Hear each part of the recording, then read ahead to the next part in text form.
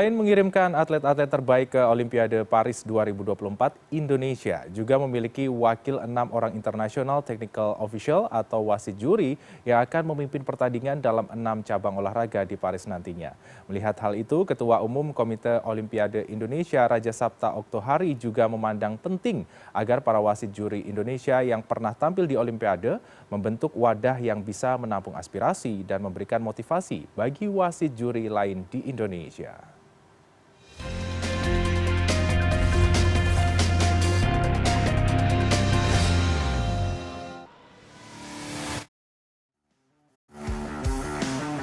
Tak hanya meloloskan atlet-atlet bulu tangkis andalan untuk berlaga di Olimpiade Paris 2024, Indonesia juga mengirimkan Komarul Lailiah sebagai International Technical Official atau wasit juri dalam cabang olahraga bulu tangkis.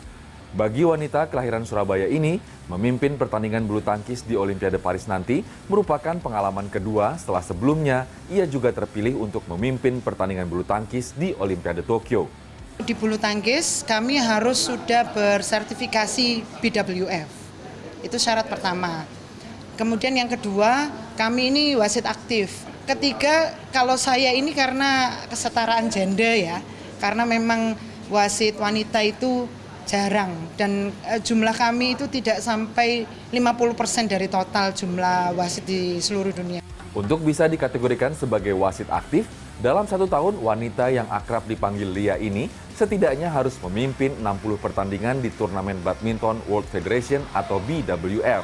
Dan berbanding terbalik dengan jumlah atlet bulu tangkis asal Indonesia, jumlah wasit bulu tangkis bersertifikasi BWF yang dimiliki Indonesia sangat terbatas. Lia bahkan menjadi satu-satunya wasit wanita Indonesia yang memiliki sertifikasi BWF dari total 6 wasit internasional yang dimiliki Indonesia. Kita itu secara praktek tidak kalah dengan wasit luar negeri. Bahkan saya bisa menjamin teman-teman kita itu better lah, lebih baik dari mereka. Hanya memang kendalanya, barriernya itu bahasa Inggris. Selain Komarul Lailiah dari bulu tangkis, Indonesia juga mengirim Sony Kasiran sebagai International Technical Official atau wasit juri di Olimpiade Paris 2024 dari cabang olahraga angkat besi. Syarat dan kualifikasi untuk dapat terpilih sebagai wasit juri pada cabur angkat besi sebenarnya tak jauh berbeda dengan cabur bulu tangkis. Selain harus tersertifikasi IWF atau International Weightlifting Federation, rekam jejak wasit juri selama 3 tahun terakhir dalam memimpin pertandingan angkat besi di level regional atau dunia, baik senior maupun junior, juga menjadi bahan pertimbangan. Yang sulit itu prosesnya, terutama biaya. Kan harus ikut kejuaraan ini, kejuaraan itu kan butuh air flight ticket. Nah, air flight itu tidak ditanggung panitia. Kalau kejuarannya di sekitar Asia sih masih oke. Kalau kejuarannya jauh-jauh, nah itu yang bikin kami berhitung. Selain Sony dan Lia dari cabang olahraga angkat besi dan bulu tangkis, di Olimpiade Paris nanti masih ada 4 wasit juri asal Indonesia yang akan bertugas. Dari cabur tinju ada Boy Pohan. Cabur menembak diwakili oleh KS Henry Indrayani. Cabur loncat indah ada Pranarta Arubowo. Dan terakhir, Herta Sekar Pandansari dari cabur tenis. Kami berterima kasih sebulan yang lalu Ketua Umum NOC, Pak Okto, menerima kami. Dan mereka mengakomodir. Nah, cuman mengakomodirnya seperti apa ya, kita masih tunggu itu. Tapi setidaknya sudah mau menerima kami. Sudah ada perhatian. Jadi agak